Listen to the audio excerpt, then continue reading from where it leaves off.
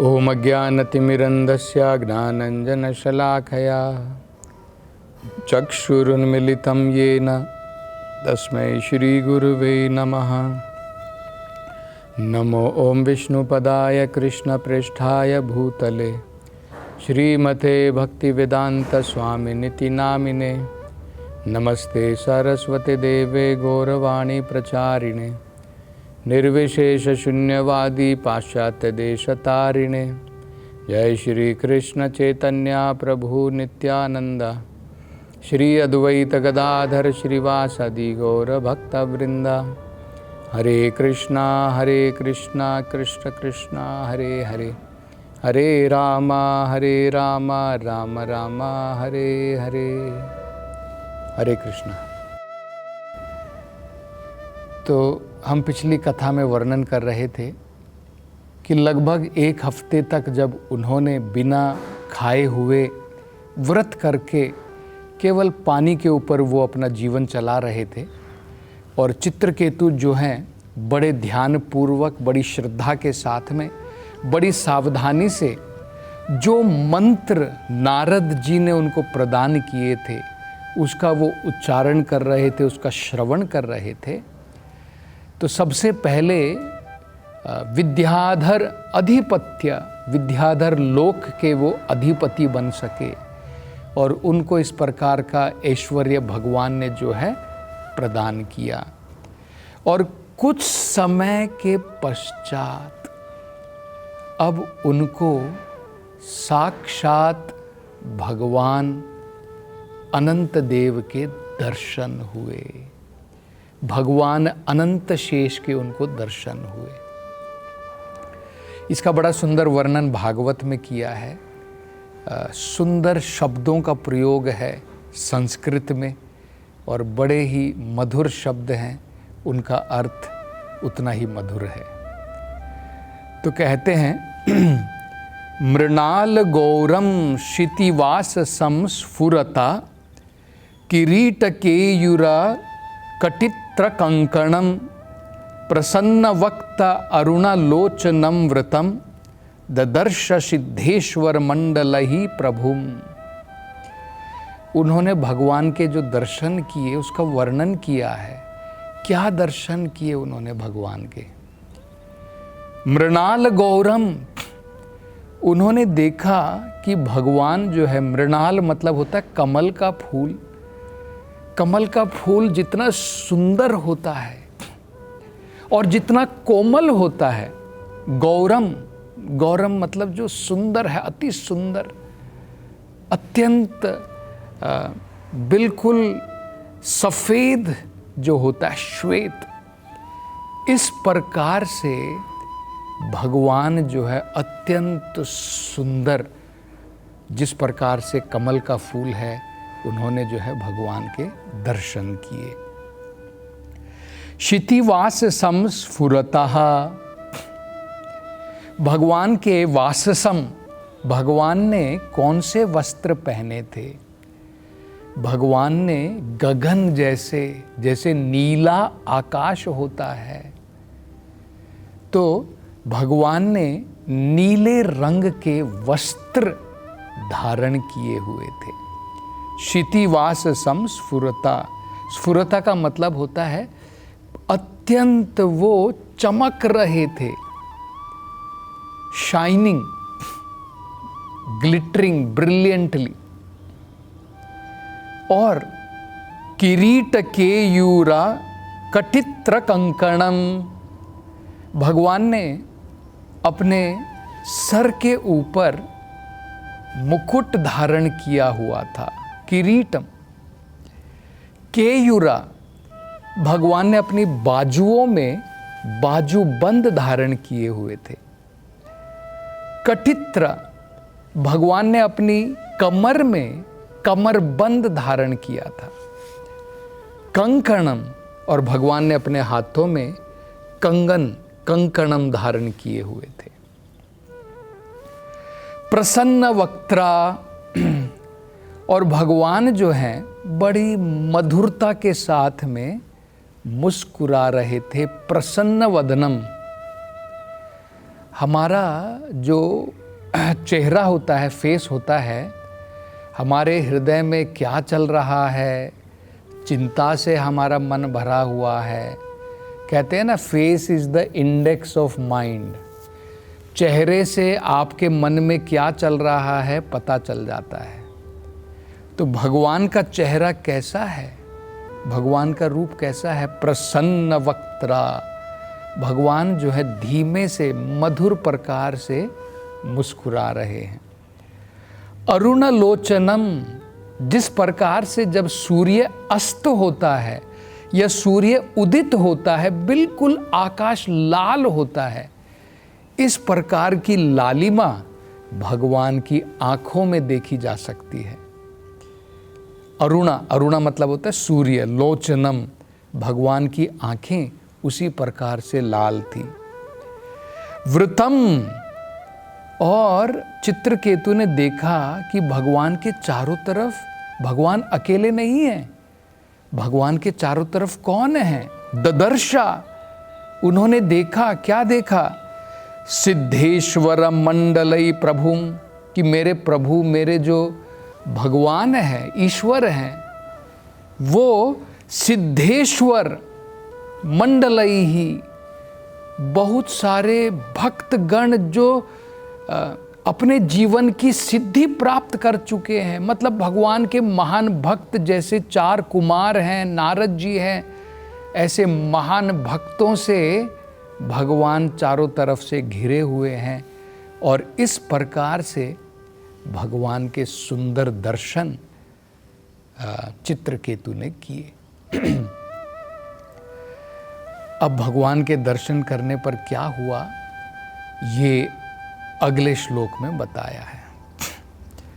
तद दर्शनाध्वस्त समस्त किल्भिषः स्वस्थ अमला अंतकर्ण अभ्ययात मुनिः प्रवद्ध भक्त्या प्रणय अश्रुलोचनः प्रहष्ट रोम अनमत आदि पुरुषम। उन्होंने भगवान के ये अनंत शेष जो भगवान के एक अंश हैं, ऐसे आदि पुरुष भगवान के दर्शन उन्होंने किए।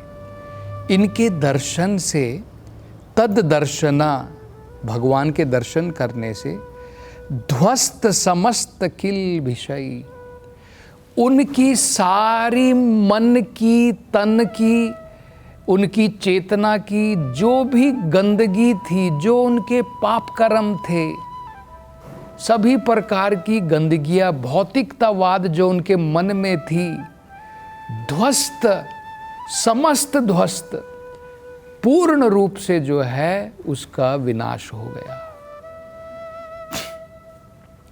हमारे मन के अंदर में अनेकों प्रकार की गंदगियां रहती हैं। तो मन की गंदगी जब तक रहेगी तब तक हम आध्यात्मिक स्तर तक नहीं जा सकते हैं। तो जैसे ही उन्होंने भगवान के दर्शन किए तो उनका मन बिल्कुल निर्मल हो गया। उनके जितने भी पाप कर्म थे, उनके मन के अंदर में काम, क्रोध, वासनाएं, मद, मात्सर्य, ये सारी प्रकार की गंदगियां दूर हो गई, ध्वस्त हो गई।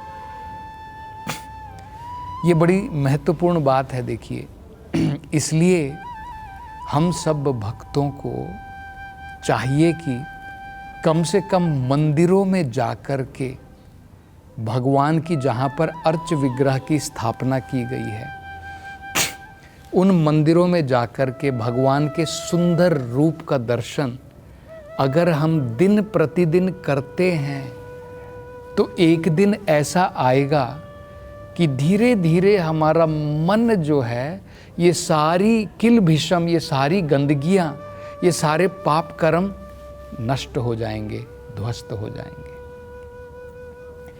यही भगवान की कथाओं के बारे में भी बताया है। ये भगवान की, जैसे हम भगवान के अगर रोज हम दर्शन करने जाएं मंदिर में, तो धीरे धीरे हमारा मन पवित्र हो जाएगा, शुद्ध हो जाएगा। यही भगवान की कथा के बारे में भी बताया है। नष्टप्रायेषु अभद्रेषु नित्यं भागवत सेवया। नष्टः प्रायेषु अभद्रा, जो अभद्र हैं, जो गंदगियां हैं हमारे मन के अंदर में, नष्ट हो जाती हैं अगर हम रोज नित्यम भागवत सेवया, रोज अगर हम भागवत का श्रवण करते हैं, हमारे मन की गंदगी जो है दूर हो जाएगी। तो ये चित्रकेतु के बारे में बताया है। तद्दर्शन ध्वस्त समस्त किल भिषय, भगवान के दर्शन मात्र करने से उनके सारे पाप कर्म, उनकी सारे मन की गंदगियां सब नष्ट हो गई, ध्वस्त हो गई। फिर क्या हुआ? स्वस्थ। अब उनका मन जो है, जो पहले बीमार था, बीमार अवस्था में था, जब गंदगियां होती हैं तो हमारा मन बीमार कहलाता है। हम अभी सांसारिक बंधन में बीमार अवस्था में हैं, हम स्वस्थ अवस्था में नहीं हैं। तो जब भव रोग दूर हो जाएगा, सारी भौतिक आसक्तियां जब दूर हो जाएंगी, तब हम स्वस्थ हो जाएंगे। जैसे बीमारी दूर होने पर शरीर स्वस्थ हो जाता है, इसी प्रकार से भौतिक आसक्तियां, भौतिक इच्छाएं, ये सब दूर होने के बाद में हम आध्यात्मिक तरीके से स्वस्थ हो जाते हैं। तो स्वस्थ हो गए। अमलः, पूर्ण रूप से शुद्ध हो गए। नामला, अमला मतलब अब कोई गंदगी उनमें नहीं रह गई। अंतःकरणाः अभ्ययात मुनिः, उनके अंतःकरण, अब उनका मन जो है पूर्ण रूप से शांत हो गया। जब तक मन में गंदगियां रहती हैं, मन शांत नहीं रह सकता है। जब तक मन में भौतिक इच्छाएं रहेंगी, मन शांत नहीं रह सकता है। जब ये सारी गंदगियां चली जाएंगी, नष्ट हो जाएंगी, अमल हो जाएगा हमारा मन, तब प्रशांत, हम बिल्कुल शांत रहेंगे। तब हमें आध्यात्मिक आनंद की प्राप्ति होती है। तो अभ्ययात मुनि ही, मुनि ही मतलब अब वो बिल्कुल गंभीर हो गए, बिल्कुल शांत हो गए। प्रबद्ध भक्तया, अब उनकी भक्ति भगवान के प्रति बढ़नी प्रारंभ हुई। जब मन से गंदगियां निकल गई, जब मन पवित्र हो गया, अमल हो गया, वो ऐसा स्थान है, वो ऐसा स्तर है जब व्यक्ति उस समय भगवान की भक्ति में वृद्धि करता है, अत्यधिक बढ़ोतरी करता है। तो यही चित्रकेतु के साथ हुआ। प्रवड्ढ, प्रवद्ध मतलब अब उनकी भक्ति और बढ़ रही है, और इसके कारण जैसे जैसे वो भगवान के दर्शन कर रहे हैं, प्रणय अश्रुलोचनः, उनकी आंखें अब अश्रु से भर गई हैं। अब उनकी आंखों से अश्रुओं की धारा बह रही है। दो प्रकार से आंसू निकलते हैं, एक दुख के आंसू, एक सुख के आंसू। जब हम अत्यंत खुश होते हैं, आनंद में होते हैं, तब भी हमारी आंखों से आंसू निकलते हैं, और जब हम बहुत दुखी होते हैं तब भी हमारी आंखों से आंसू निकलते हैं। तो यहाँ पर आध्यात्मिक आनंद की प्राप्ति करने के बाद चित्रकेतु की आंखें भर आई हैं और उनकी आंखों से अश्रुओं की धारा बह रही है। प्रहष्ट रोम अनमत आदि पुरुषम, प्रहष्ट रोम, रोम का मतलब होता है उनके शरीर के बाल जो हैं अब खड़े हो गए हैं। तो ये भी हमने देखा है कि जब व्यक्ति बहुत ज़्यादा प्रसन्न होता है, उसके शरीर के रोंगटे खड़े हो जाते हैं। और भौतिक अवस्था में जब व्यक्ति बहुत ज़्यादा डर जाता है, तब भी उसके शरीर के रोंगटे खड़े हो जाते हैं। तो जैसे सुख के आंसू अलग, दुख के आंसू अलग। बालों का खड़ा होना भी दो प्रकार से हो सकता है। जब व्यक्ति आध्यात्मिक आनंद की प्राप्ति करता है तो उसके रोम रोम खड़े हो जाते हैं, उसके बाल खड़े हो जाते हैं। तो ये प्रसन्नता का, आनंद का चिन्ह है। इसको कहते हैं एक्सटेसी, मतलब अत्यंत, जब व्यक्ति का मन भौतिक आनंद नहीं, आध्यात्मिक आनंद में जब डूबता है तो उसे एक्सटेसी कहते हैं।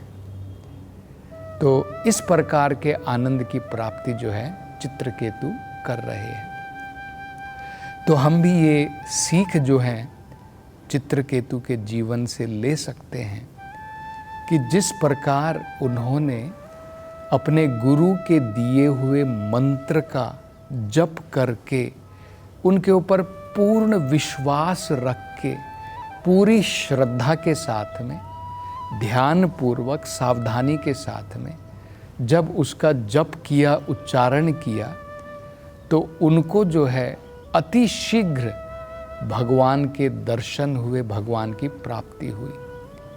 तो कलयुग के अंदर में ये जो मंत्र बताया गया है, हरे कृष्णा कृष्ण कृष्णा हरे हरे, हरे रामा राम राम हरे हरे, अगर हम भी इसका सही प्रकार से ध्यानपूर्वक उच्चारण करते हैं, हमारा मन शुद्ध हो जाएगा, अनेकों प्रकार की जो गंदगियां हैं वो दूर हो जाएंगी और इसी प्रकार से भगवान के साक्षात दर्शन होंगे और हम भी इसी प्रकार से गदगद होकर के आनंद में विभोर हो जाएंगे।